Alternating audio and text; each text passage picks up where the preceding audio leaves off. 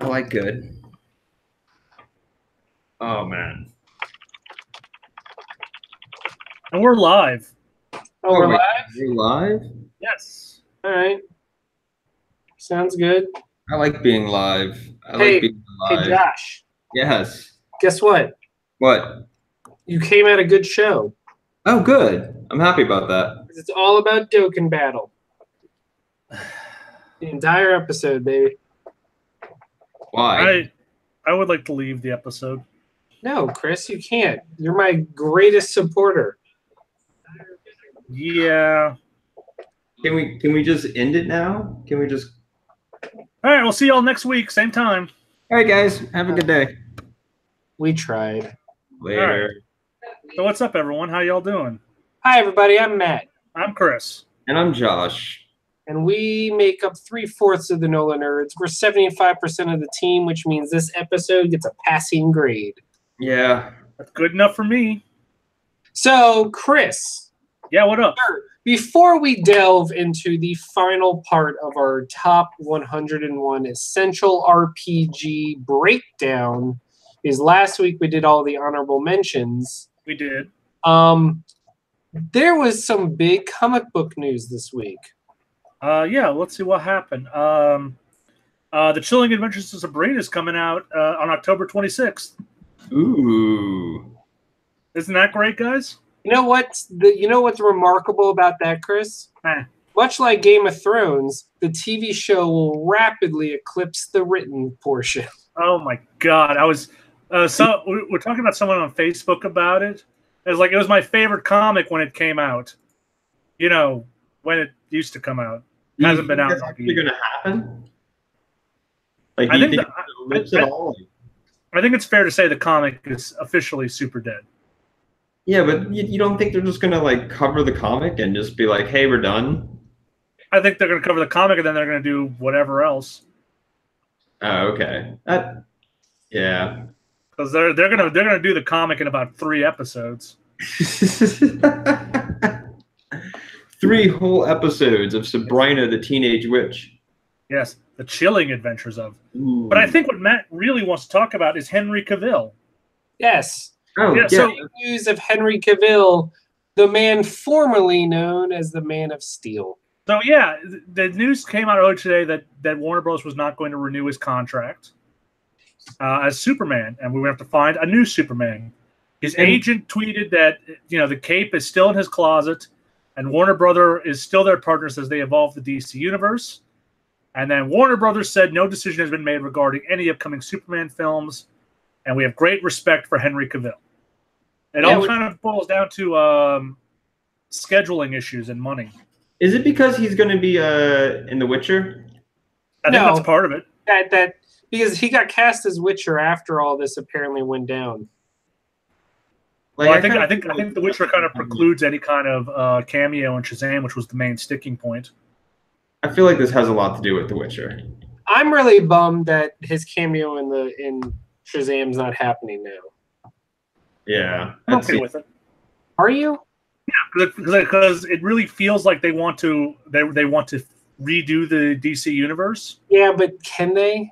Sure. Honestly. You could start right now and just ignore it. I think it's too late, though. I think it's way too late for comic book movies. I think this is it. We're seeing the last. No. Look, it's gonna happen, but we're still several years out. You think so? Like, I just feel like the bubble's about to burst. I think it's. We've been saying that for years, though. Yeah, they've been saying that since before Guardians of the Galaxy. We have been saying it since before Guardians of the Galaxy. At this point, you're nearing closer to a decade of people saying the bubble's about to burst. About to burst, yeah. So let's be real. That phrase has been played out. Will there eventually be a decline? Yes. Oh, but yes. It won't happen until the first high-profile failure. And not by DC. I mean, not by Warner Brothers and not by Fox, but by Marvel. Once Marvel puts out a movie that fails, that's when it happens. Because right now, Warner Brothers has put out less than stellar movies. They've all made their money back, but they've been critically panned, and they haven't done very well globally. And we all know Fox puts out a couple stinkers. Oh, every now So and then. what really matters is, will DC put out? I mean, will Marvel and Disney put out a failure? And until that happens, the talk of comic books are dead, not going to happen, because even TV is still growing. Every season there's a new series, and you can count on one hand the amount of comic book shows that have been canceled, because it's not much. And one of them is Constantine. But even that barely counts, because he's been kind of absorbed into the Arrowverse and he shows up in all the other shows. So even he's still around. Like, Chris, can you name a single comic book show that has come out since the inception of all this began that has actually been straight up canceled? Besides Constantine, which again, he's now a regular cast member on Legends of Tomorrow, so I don't even know if I count that. No, because everyone that's been canceled has been kind of picked up elsewhere, like Lucifer and Constantine. So yeah, and Lucifer is just barely a comic book movie or TV show. Like, even the other ones, like, say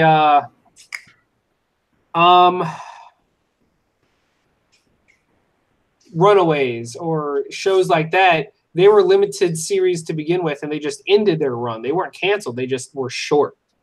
Yeah, and they're coming back, so. Yeah. So when people say the comic book bubble's about to burst, I'm like, no, not anytime soon, because if there was, they wouldn't keep coming out with new shows every season. And when you think, wow, that's too many comic book shows, and yet they all are wildly successful.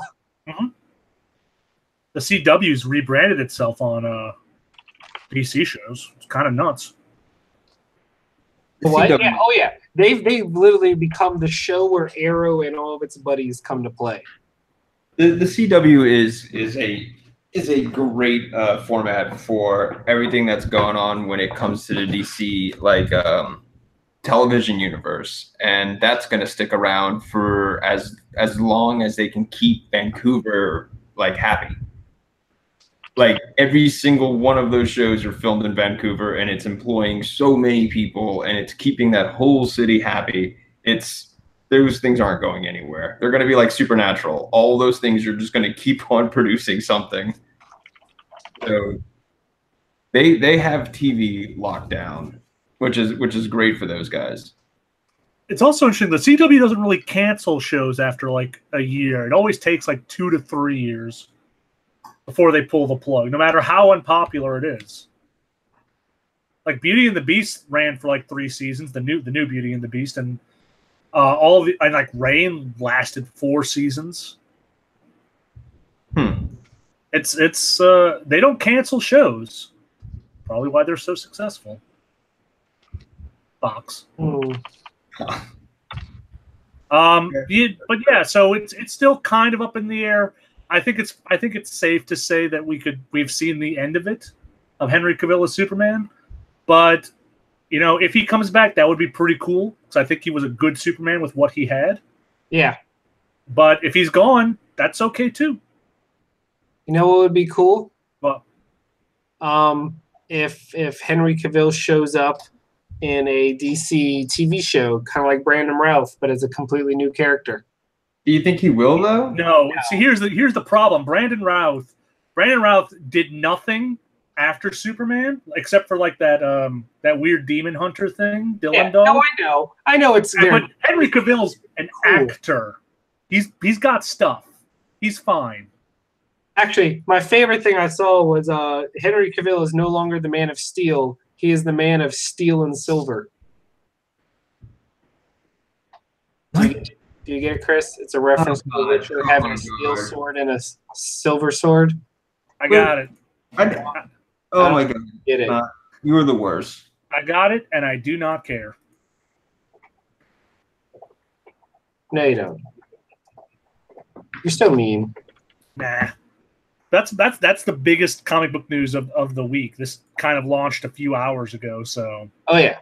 That's the big hotness. It's really crazy that's happened, though. It's one day there will be a case study about how hard WB dropped the ball, and it'll all be led back to WB management, because every single failure of the DC universe can pretty much be traced back to studio interference and meddling, because they kind of balked when Man of Steel was in a runaway hit, and so they immediately started interfering and nitpicking and like inserting things and changing things in every other one of their movies. And the only one that escaped unscathed was Wonder Woman, and look how that did. It's crazy. Yeah, it's just crazy the mismanagement when it comes to comic books. And Doug will say many things just because it has to do with just, I don't know, the sheer of not respecting the source material. Warner Brothers doesn't really have much respect over it because they just see it as profit. They can make these movies, people are going to go see them, and it's just going to keep on turning a profit for them. So they're never going to learn the correct lessons like they did with Wonder Woman. So they're always going to learn the Suicide Squad lesson. Plus, China eats which is make the best movie ever. I think the foreign markets eat up the Warner Brothers movies. Also, they love that shit. And also, I feel like China can put like any type of weird propaganda on top of it, so they're watching it, and it's a whole movie about like must destroy capitalism. Punch. Superman fights for communism. Fights for, I don't know who the new president is. Xi Jinping or something like that. Winnie the Pooh. You know. We just got banned in China, so you're welcome. I think it's hilarious you think we were even in China. We didn't make it through the firewall. I'm just slightly delirious. We got Kogasu in the chat. Hey. Hey, Chris, did you hear that so the DC Universe app launched? It's now in beta form, I believe. It launched on Android devices.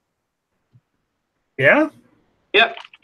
I don't own any Android devices. It's live now. People are talking about it. Also, Swamp Thing is going to be a hard R show. Like, it is going to be a dark horror show that is apparently going to launch a mystic universe of TV shows. All right. That sounds cool. I mean, if you're going to do it right. Wait, what is Swamp Thing going to be on? The DC app. Okay, that's all right. I mean, if you got the age gap for it, make it as hard an R as you'd like. Yeah, I mean, it's right up there with a fuck you Batman. Fuck Batman Titans, I guess.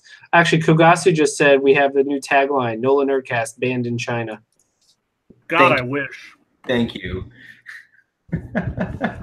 One day. We know we're definitely banned in China. I mean, are we though? Yeah, we don't actually. We're definitely banned in North Korea. It's North Korea. North Korea? Yeah, I was gonna say South and North. Yeah, Chris, I got your message, and I agree with you on the love and hate. Yeah. So, any more comic news? Not really. Were there any comics this week that jumped to you, Chris? My rhythm has been off, so I'm a week behind on everything. Bruh. So I've read last week's comics, but I have not read this week's comics. Bruh. Okay, well then I won't really talk much into them, but I just wanted to say a couple things. Uh-huh. As always, hold on. Boom, boom. As always, Wicked and Divine is divine. And you can rapidly tell we are approaching the end game. I don't know how many they have planned left, but it honestly can't be much. Okay. It was the end of the arc. So, oh, there it is. There's one more arc to go. Cool. 2 specials and arc. Okay. Crazy. It's nice to know that it'll be wrapped up in a nice little bow. Yeah, that's my thing. My favorite thing about these image stories is most of them have a definitive end. Mm-hmm. It really helps. Let's see. Chris, have you been reading the new Sandman related series? I read what what was it this week? I read The Dreaming #1. Yeah, from last week. So I read The House of Whispers, which is a very New Orleans themed series. So I've made a decision with these Dreaming books. Uh-huh. I think I'm going to wait for them to come in trade. I mean, that's the better way to read Sandman Vertigo stuff anyway. Yes, that because I read the Dreaming, and I was like, this is good. It's going to be better when it's all finished. It's good, but you're gonna forget. These books are meant to be absorbed as one story because you forget all the little things in between, and by the time you get to issue 6, you're like, what the fuck happened in issue 1? Exactly, and I already feel it happening. That's fair. I think I'm getting issue 1 of everything, and then I'll wait for the trades because I own all of Sandman, and so yeah. Okay. Miss Marvel was really good. We actually got an insight into Miss Marvel's powers. We finally know how they work. Oh, yeah? Yeah, this was a real cool issue of Miss Marvel. Also, her fight with Shocker is just her new rival, the Shocker, is just delightful. I love having actual big grade villains showing up in like a smaller book. Yeah. This might be one of my favorite issues of Squirrel Girl in a long time. The entire issue is done without dialogue. Oh, I like that. It's all done visually because they're attacked by a ghost of a librarian who tells everyone to shush. Oh, wow. Do they have the footnotes? No footnotes. No dialogue. Nothing. Well, a footnote wouldn't count as a dialogue. Also, Chris, did you know Matt Murdock has a twin brother? What? Yes, I did. I've been really enjoying the Mike Murdock series. Yeah, this new series is amazing. What? Wait, what? This new issue. So way back in the beginning of Daredevil, he had made a secret identity of his twin brother Mike Murdock, which was just Matt Murdock pretending to be someone else. And now someone showing up to be Mike Murdock has appeared in the pages of Daredevil. Okay. Okay, cool. It's good. It's still good. Daredevil's good.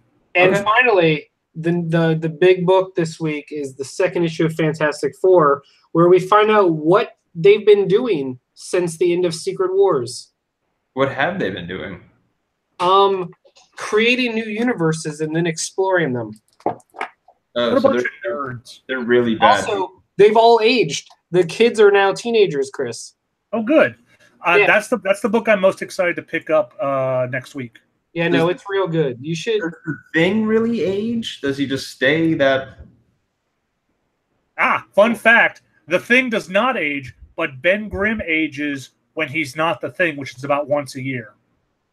Okay. Wikipedia was very kind to explain that to me. Yeah. That was really quick to get there. So, is it time, Chris? Well, I guess we should really talk about Spider-Man before we hop into that list. Yeah. How good is Spider-Man? So good. So damn good. Is it really good, guys? Yes. Really good. Josh, it's like butter. It's so smooth. I didn't think there would be a game that would immediately rival God of War so quickly. But it is. It's Spider-Man. The combat and the web slinging are so sublime, and the game really gets the relationships of Spider-Man, like his relationship with Aunt May, his relationship with Miles, his relationship with Mary Jane, his relationship with JJJ, his relationship with everybody is amazing. And this game gets full props for not being an origin game. He's been Spider-Man for 8 years. He has established the game does not treat you like an idiot it doesn't spoon feed you all of the relationships. Like, we know you've seen at least one of the reboot movies. We don't need to tell you that Uncle Ben, power and responsibility, all that bullshit. It's fantastic. And it tweaks relationships in ways you never really thought. Like his relationship with Doc Ock is fascinating. So do we get all his rogue gallery in this game? Or do we get like a right chunk? now, I'm only about halfway through the story. Right now, the main villain is Mr. Negative. Yeah. And Shocker has shown up. and he's been working for them. And that's it so far. Wilson Fisk is in it. You take down the Kingpin. Norman Osborn's in it. Not 100% if he's the Green Goblin in this yet. So Doc Ock is in it, and it's going to be an origin story for him. I can feel it. Oh, interesting. I'm a little bit behind Matt. He's Otto Octavius. He's your boss. You work with him in a lab. Yeah, it's a good thing that they're not. It's not quite like an adapted story. No, it's not based on anything. It's an original story. Think of it like Arkham Asylum. Yes, it takes the mythos, but it plays with it in its own way, and it's not based on any story, so it doesn't have any continuity to mess around with or worry about. It's its own thing. It is extremely Arkham Asylum. Oh, good. That's really exciting. But it makes better use of its gadgets. Oh my God, that's the best thing about this is the gadgets. You actually want to use them in combat. They're so great. much fun.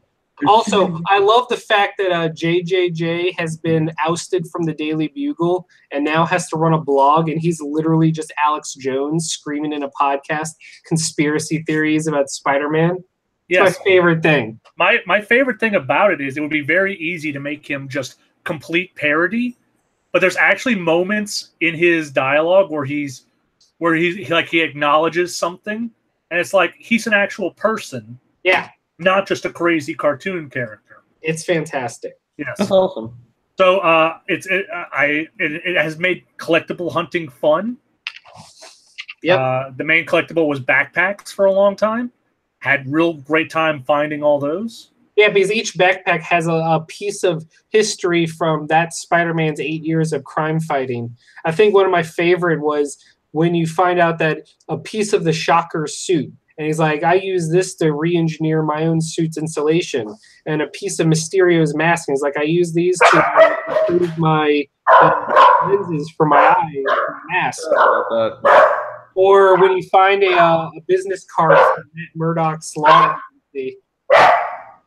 Sorry about that, guys. Matt, how good is Spider-Man?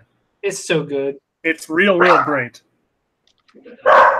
It's very smooth, which is like the biggest compliment you give it.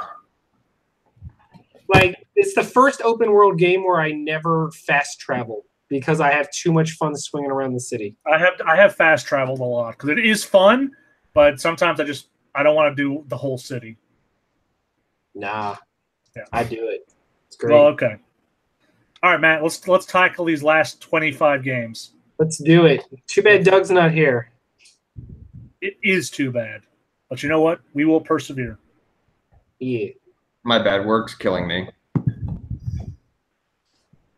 Is it? What we got? Here we go. You ready? Hold on. Chris, start talking about something. Oh, my God. Why didn't you have this list ready? Yeah, I have the list ready. I just started getting something for work. Okay. So, here we go. So give us the last 10. Right. Okay. So 35 to 25 or 26. All right. Let's hear it. All right. Dun dun dun. Scrolling down. Scrolling down. All right. 35. The Elder Scrolls Morrowind. 34. Pokemon Red, Blue, Green, Yellow. 33. Final Fantasy VIII. 32. Demon Souls. 31, Final Fantasy 12, 30, Dragon Age Origins, 29, Xenoblade Chronicles 2, 28, Final Fantasy 10, 27, Undertale, 26, Knights of the Old Republic, 25, Paper Mario and the Thousand-Year Door.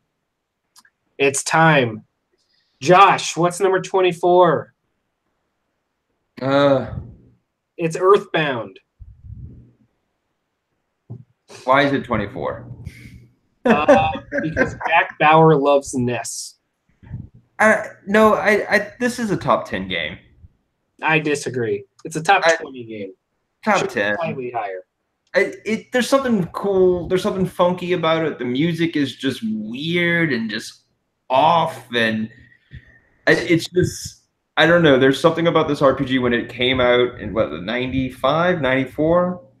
And it was cool that it came with the strategy guide, but like... The biggest regret I have is that I don't own that strategy guide.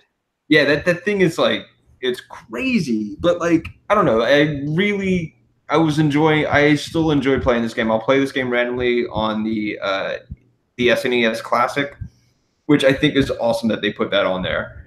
Out of all the other like weird little RPGs they could have thrown on there, Earthbound's perfect on that little thing for a lot of people to just go and try it again. But Yeah. I don't know, there's just something funky about the game that's just that just kind of it keeps it at a top 10 RPG for me. That's fair. I mean, that's more than reasonable. Everyone has their reasons. It's weird in the best ways. All good. All right, Chris, thoughts on Earthbound? I played 1 hour of it. It didn't do a whole lot for me. Well, there you go, Josh. Yeah, that's fair. This is the reason you never got Earthbound 3. Thank you. That's the reason. He's the exact reason. As long as we all understand. Yeah. Okay, next. Number 23. It's a PS1 RPG from 1998. What could it be? That doesn't narrow it down because every PS1 RPG seemingly came out at that time. Is it Xenogears? It is Xenogears. Look at you. It's a good one. This is a really. I wish they would have finished it. I wish they would have had the time and the budget to finish this. What a weird way to do that second disc. That second disc is just really weird compared to what was going on in the first disc. How open the game was. The net combat system is really cool. The combo system's really cool. The story is just. I don't know. That story opened up a lot of doors for philosophy for me. I started getting into some really weird philosophies, picking up like I don't know. It a lot of religious tones in it, a lot of really cool story elements that I don't really see being exercised today. I think, and it was banned in a lot of like countries too, or something of that nature, wasn't it? Like banned in like a few states because of the religious undertones. I don't recall that, but I think we should check that. Surprise me. I remember that Persona 2 was banned in America for the longest time because Jesus Christ was the final boss. Well, they crucify all the people at the end of Xenogears. Okay, I didn't know that. Yeah, I never actually finished this too. And there's a whole like, yeah, it's. Really, I just moved straight into Xenosaga. Yeah, it's just Xenogears is really cool. Well, I'm glad you like it. Thank you, buddy. You're welcome. Hey, Chris. Yeah, what up? Guess what 22 is? No. What is it? I said guess. No. Yeah. No, what is it? It's Shin Megami Tensei Nocturne. Yeah, how on earth was I supposed to guess that? I don't know. How do you know unless you try? So for those that don't know, Nocturne was one of the first Shin Megami Tensei games to come to America, and it was the Pokemon game. It was basically Persona Pokemon, and I distinctly remember they made a huge deal about Dante from Devil May Cry being a collectible demon in it. This game was awesome. I remember it was the first time I played an RPG that wasn't from Square, I think. No, that can't be right. I'd played others. That can't be But right. I just remember it had been one of the first, especially in that era, that came out as dark and mature. Man, good stuff. Did anyone else ever play it? Nope. Am I the only one? God, you guys. Come on. All right. Who played number 21? Who played Persona 3? Nope. I like Persona 3. I don't know, Persona 3 is good. Persona 4 is great. 5 is amazing, but 3 is really what got me into the Persona series. Everyone loves their first. Yeah. Really Number 20 is Suikoden 2. This is a top 5 game for me. Really? Yeah. This story is amazing. And I like the political I like the more political aspect of this game because it's like you have Greek city-states and they're all fighting each other, and the story of the 3 kids going on this quest, it's just a really, really cool. And the ending, the true ending of that game is amazing. Yeah. This is a top 5 for me. 20. It also had one of the best villains that wasn't named Kefka. Yeah, that's true. The villain was really good in the game. All right, number 19, Xenoblade Chronicles the First. Anybody? Never played it. Sure. Crickets. You right there, Chris? Yep, just got a little cough. Xenoblade Chronicles on the Wii was the first game I distinctly remember playing that made me go, I wish this wasn't on the Wii. This game's so good, it deserves to be on a real system. Because it was just so rough. And then you've been playing things like Final Fantasy 13 and Lost Odyssey, and you're like, this is what a next-gen RPG can look like. And I was like, man, that was the first time I realized that graphics can impact the enjoyment of something for me. At least 3D graphics. I find 2D graphics, it really doesn't matter. They all hold up anyway. Lost Odyssey was really solid, though. I loved Lost Odyssey, and you weren't here last week, but didn't even make the list. It was an honorable mention. I was very upset about that. Did Last Remnant make the honorable mention? Because that's coming out. That's coming out again. Oh yeah, they're releasing a remaster of it. I'm kind of cool with that. That has a really interesting battle system. Same. All right, let's see. Next up, because before we end the show, I want to talk about all the news that was announced by Sony at their pre-Tokyo Game Show. Number 18 is something we can definitely skip over, some game called Elder Scrolls V Skyrim. Yes, it's the worst game ever made by man. Well, at least someone finally said it. It's in a great spot. That's perfect for that, actually. That's perfect. Number 17, 100% should be higher. This is a true top 10 RPG, maybe even top 5. Final Fantasy Tactics. Yeah. Yeah, Final Fantasy Tactics, also known as the game I'm pretty sure George R.R. Martin stole most of the ideas for Game of Thrones from. I don't know, there's one part of that game that I remember, and it's when one of the brothers goes back to the father's tomb and he notices there was like a mushroom growing on it, and the only way that mushroom would have grown on that tomb was by a poison. Yep. He starts thinking about like who could have done this, and then he's going on his own little story mission, and then both of them kind of like he takes the darker end, and his younger brother who you play as is on more of the more heroic Paragon journey. So yeah, Tactics has got a great the storytelling in that game is fantastic. Yeah. That's the top 2. Chris, did you ever play it? I think I played an hour. Okay. I got nothing. Boy, you don't really have much to add to this list, do you? I don't. But when you find something that I can talk about, oh boy. Okay, well, how about this, Chris? You get to take point on number 16. Okay. Mass Effect 1. Ooh, yeah, the most RPG-y of the Mass Effects. Which is why it's probably one of my favorites. It didn't used to be. I think the best game in the series is still 2, but I have a very soft spot for 1 because it was very ambitious, and I think it was mostly successful. The world they built was very engaging, very Star Wars-ish, but I also think the real strength came from the kind of the charm of the characters and building your team. And with the exception of like one person, all your team is great. Does anyone want to guess who the one person that is not great? Is it the Space Nazi? It's Space Nazi? No, it's Caden. It's obviously Caden. Yeah, at least Ashley has a personality. Because at least Ashley made it out of game 1. Hold on, are y'all siding with Space Nazi? No. I'm siding with the fact that Caden sucked so much he didn't even make it out of the game. Yeah, Space Nazi at least is interesting, and she kind of redeems herself by Mass Effect 3. Caden is boring incarnate. Like every Mass Effect game, has had the boring dude.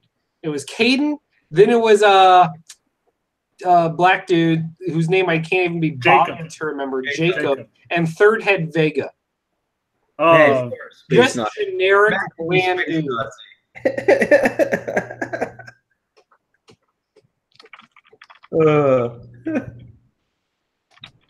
You know what? No. It's a hard thing to say because we are siding with the space Nazi. You guys are siding with the space Nazi. But she was at least interesting enough to save. Was she? Yes. Caden had never survived any of my playthroughs. Never ever. Okay, that's cool.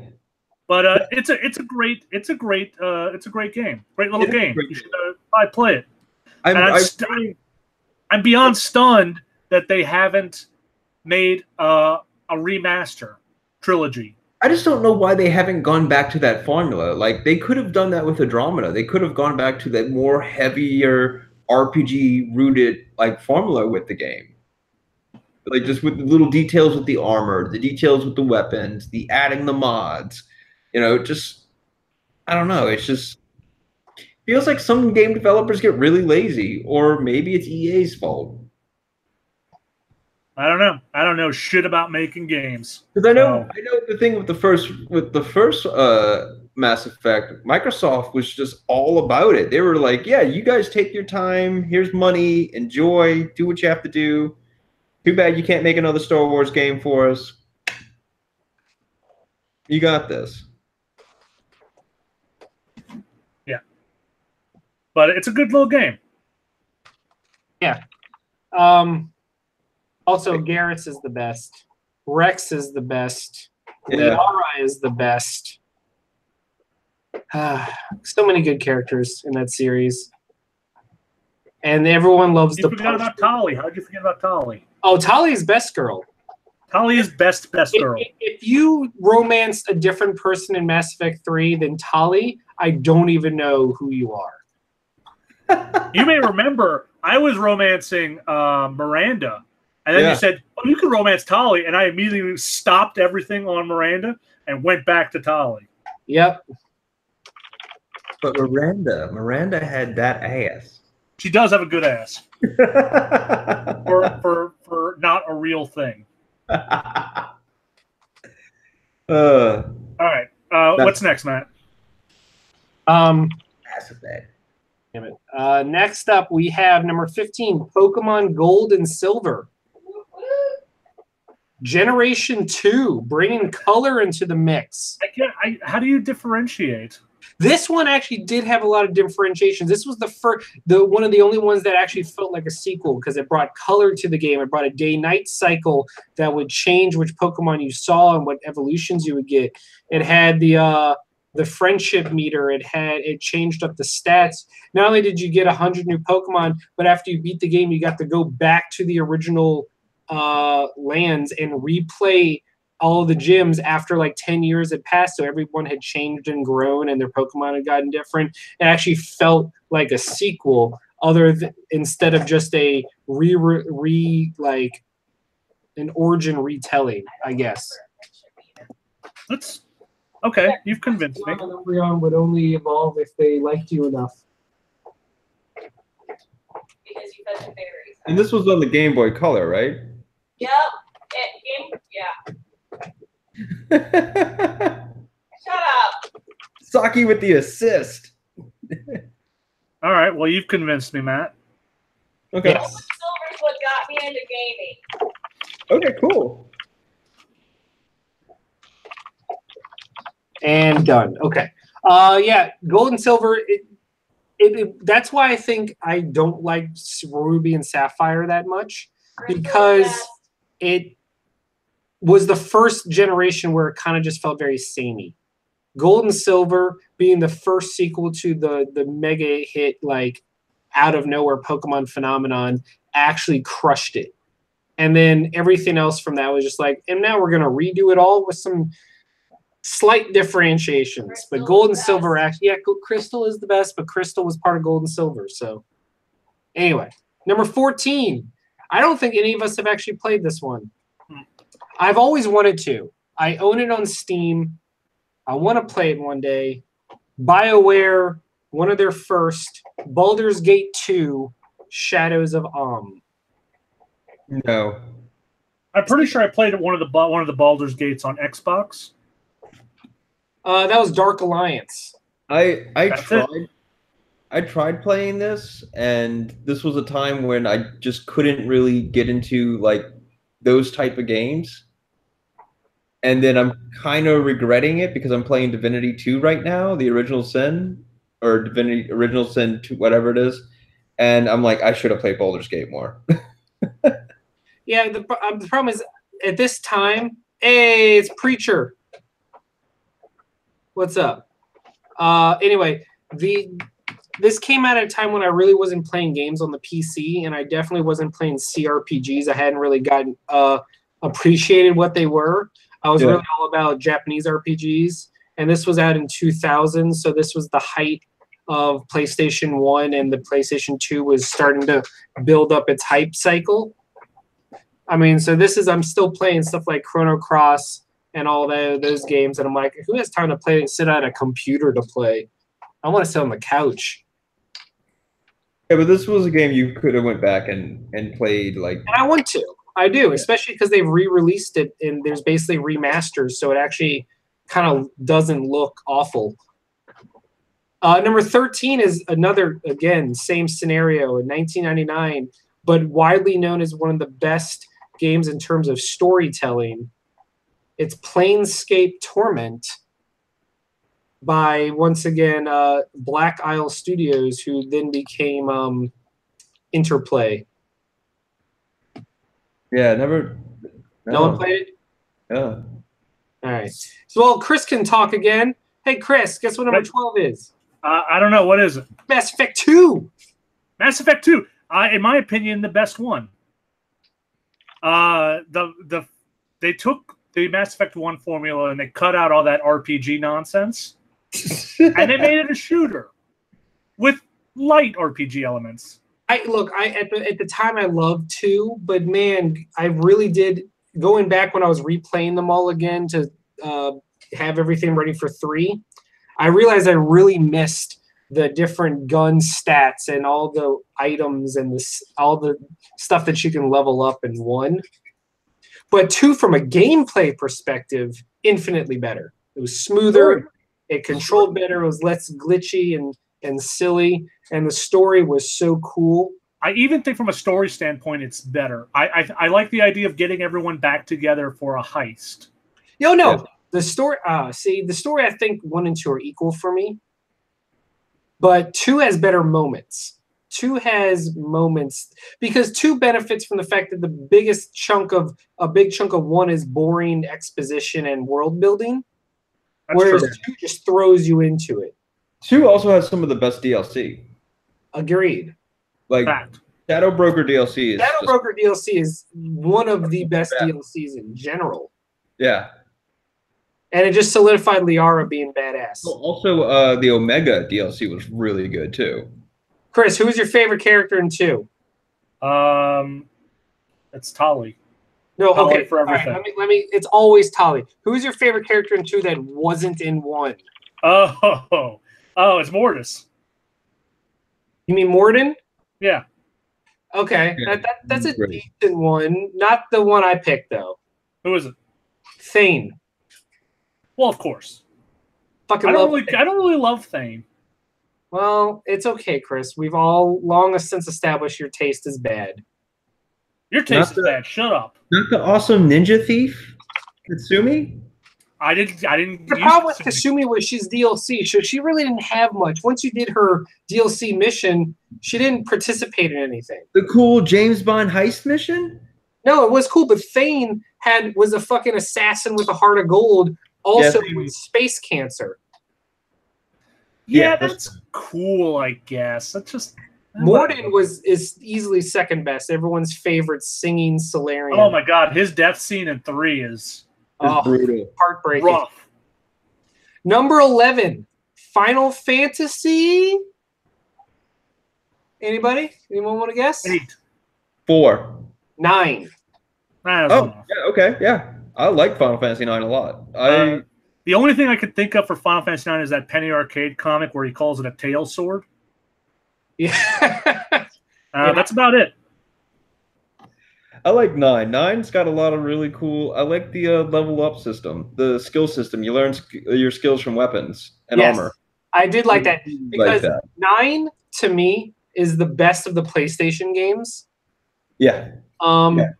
I don't know. 9 feels more like a Final Fantasy than the other ones. It feels like a classic Final Fantasy, and I think because it goes back to all the elements that 7 and 8 kind of ignored. You have the crystals again. You have airships. You have magic. You have a skill system that every character is unique instead of everyone can do everything with the materia or junction system. The trance system. Steiner had sword spells, and Vivi was the black mage, and Zidane was the thief, and Garnet was the white mage. And so you had to build your team around what you like to do, rather Garnet than was the summoner, not the white mage. what? She was the summoner. Garnet? Then Yeah. oh yeah, the white mage was the little girl. Yeah. Yeah, and then you also had the useless character no one likes that ate things with the big tongue, quinoa or something. It was like, yeah, that thing. Anyway, you can power up that character, and it's also one of the best Final Fantasy antagonists in Kuja. Oh yeah, the Kefka, he really embodied the craziness. Yes, he did, and also the success rate of just murdering everybody and destroying everything. I know, right? Like they can talk how like Sephiroth has all this. He's the greatest Final Fantasy villain. It's like his success rate is not that great. He's only killed a handful of people, and most of it was his clones. Yeah. So does it really count? Homeboy's locked up in ice in the north. Did you ever play 9, Chris? No, I have a copy on my shelf, but I haven't gotten around to it. You should. You know what you should do though? Just either buy the PS4 or the Steam version, because the remake or the re-release, because it adds one of the best features any RPG has, that Bravely Default add. The one hit kill? Which is the speed up meter, where you can like kind of burn through grinding by playing at 10 times speed. Plus, it has the one hit kill. You can hit like 9999 all the time. Yeah, it's great. So you just play. It basically lets you play for the story. I might as well read Wikipedia then. Well, no. All right, number 10. Very recent game, very beloved. It's probably one of the most fervently supported new releases in recent memory. Okay. Nier Automata. Okay. I haven't played it. I've heard enough good things that it's on my Amazon wish list for later. There's way too many games right now. Well, Chris, you can talk about number 9. Sure. Fallout New Vegas. Oh, man. Fallout New Vegas was... Oh, wait. I guess we forgot to mention, we are now in the top 10. So Nier Automata and now Fallout New Vegas. Fallout New Vegas is a great game that was hampered by the fact that it was glitchy as fuck. But it had some of the most interesting side missions in Fallout. And after coming out of 3, where the mission is find dad, save water, the moral grayness of New Vegas was a lot of fun to kind of experiment with, where, you know, there were a lot of factions. You had to build up your reputation with each faction. And your decision ultimately could make one of the factions not there anymore. Yeah. It was great, except for that one hill that hard crashed my game when I walked over it. Aside from that, it was great. I feel like I've never had any like bug issues with the game, or if they happen, I was like, it's just a part of the game, whatever. I just feel like with Obsidian, like bugs and glitches are just a part of the experience. I guess, but if it crashes the game, that's not an experience. You don't have luck with any game from Obsidian. Like, we should look at like all your track record with these guys. I mean, I was telling Matt before we started that in Spider-Man, a cop drove through a building while I was on top of his car. So, I mean, I don't even know what to do anymore. My games are just anarchists. No, but it's a great game. A+. Yes. Number 8, Bloodborne. Well, Let's Players and streamers seem to love it. They sure do. I think Neo is better. I bet you do, buddy. Matt, have you played Bloodborne? I have. Did you finish it? Nope. All right. Did you like it? I did. Are you going to finish it? I did. I do. The reason I stopped playing it is because Horizon Zero Dawn came out, and as we know, after that point, 2017 was just a non-stop deluge of games, and it just kind of fell off the wayside. And now you need to restart from scratch. Pretty much at this point. Yeah. But no, real good game. I can definitely see why people loved it. It's a lot more fast-paced than Dark Souls. It's more action game, which I enjoy. And if you're curious, there's literally 1 million Let's Plays of it. Exactly. But almost not as many as this next game. Guess what number 7 is? Oh, man. Dark Souls? Dark Souls 1. Yeah. Oh, no. I mean, cool. I mean, people love it. So People let's move love on. it. I don't love it, but people love it. That's fine. So it's kind of weird that the bottom 5 are all games that I don't truly love, and they've somehow made it the top 10. But Well, it's just showing the demographic of Reset Era. but I don't really mind the next 6. Okay. And I don't think you will either, Chris. Guess what 6 is? Resident Evil. Persona 5. Why would Resident Evil pop up? I don't know. Persona 5 is great. It is everything I kind of wanted. For someone who's never been into a Persona game before, it kind of did a good job of kind of easing you in to the day-to-day drudgery, and then also maybe fighting monsters. I was wholly obsessed with this game, to the point that the battle music was banned from the house for forever. And the acting, the graphics, the music, everything is top notch. Yeah, the game is near perfect. And I will go back for New Game Plus at some point. Oh, good. Number 5. Yeah. Final Fantasy 6. 7. 7. This is the one with Sephiroth. I disagree. This is a fairly obscure one. I don't know if anyone's really heard of it. I played this one. I liked it. Well, good. I didn't finish it because I saved at the Ruby Weapon, and the Ruby Weapon destroyed me. Yeah. And as a result, couldn't leave. So I was kind of stuck, and then that's where my game ended. Oh, buddy. But I will go back. I promise. Before I'm dead. Maybe just wait for the remake. That's Yeah, never- I don't care. I don't really care about the notion of the remake. Because I think the thing that charms me the most about it is the battle system and the materia system. And if they're not going to be like they were originally, I don't know that I want that. But that's me. So who cares what I think? I do. Thanks. What's next? I always care what you think, buddy. Thanks, buddy. Number 4, Final Fantasy. 6. It is 6. I played this one too. This one's also real good. All I Yeah. care about is that it beats 7. Really? Yeah, you'd like that, wouldn't I'm you? with you on that. This Final Fantasy VI is a fantastic game. The storytelling. It is on this list. It is the top-ranking Final Fantasy game. So Yeah, it is. It's probably the best Final Fantasy story. best and villain, handful of the best characters, some of the best moments. Yeah, the pacing of that game is just perfect. Dealt with some super heavy themes that no games were touching at the time. Yeah, one of the characters gets raped. Well, not explicitly. No, but it But happens. there's also they talk about genocide. They talk Yeah. about suicide. They talk about Oh yeah. child, not child, but like babies out of wedlock, Right. Child abuse. torture, all kinds of stuff. I'm just like, they never really explicitly tell you. It's when you go back and you play it and you're like, oh, this game came out in 94? There's some brutal shit. Kefka murders a whole city. He sure does. Hey, guess what? Guess what number 3 is? Final Fantasy 3. Nah, fam. What?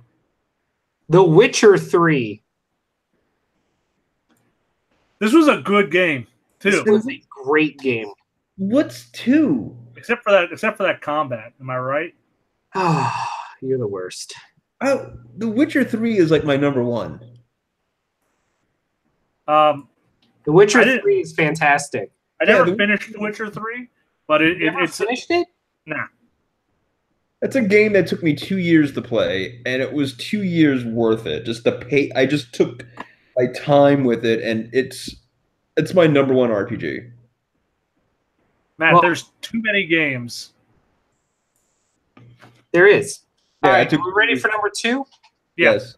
Persona 4.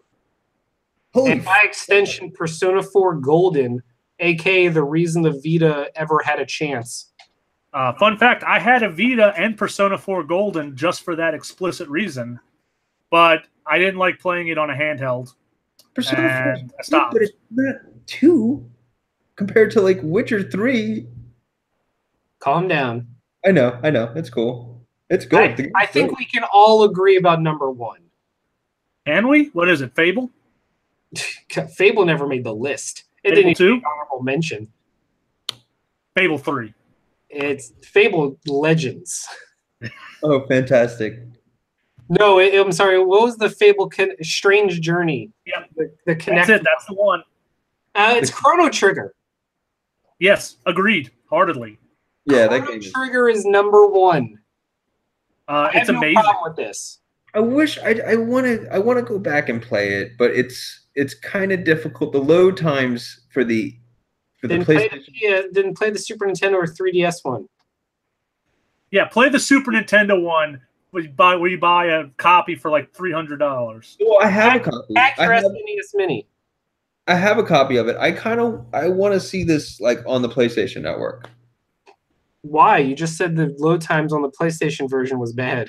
Yeah, that's the only problem. Is like I would love to play it on a screen, but the only version we'll get will be the bad version. Yeah. It's like how I would love to play Final Fantasy VI on iOS, but the version that's on there is the bad version. The good version is on a Game Boy cartridge over there. Yeah, the Final Fantasy Advance is really good. Really good. The Final Fantasy Advance remakes were the best remakes that have ever been made. Yeah, in my opinion.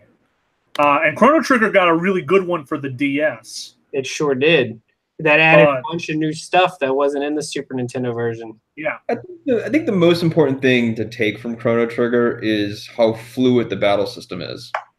Yes. Yes. Also, the things that they added into it, like the double and triple techs, and how different team members influence different events, and just the replayability, because you go through all these major events in the game, and you just want to bring different party members so you can see how they interact and how they reacted to different stuff, and all the side quests and all the secrets from going from time zone to time zone. And altering the time and yep, so good. Yeah. So it's really good. But anyway, that's our list. No, that's Reset Era's list. Yeah, that's the list. Our list. Our list. Up. But that's all we have for tonight because we started so late because someone named Josh took forever. Sorry, guys. But it's okay. There's always next week where I will be in town in New Orleans to do a live show. That's right. You are going to be in town. I will be. It'll be delightful. Oh, we'll discuss where the live show is happening. Oh, yeah. But yeah, so that about wraps it up. I'm Matt. I'm Chris. And I'm Josh. And we'll see you on the Flippy Floppy. Next Wednesday, same time, probably earlier. We'll see. We'll see. Bye, guys. On the Flippity Floppy. Bye, Don't guys. call it that.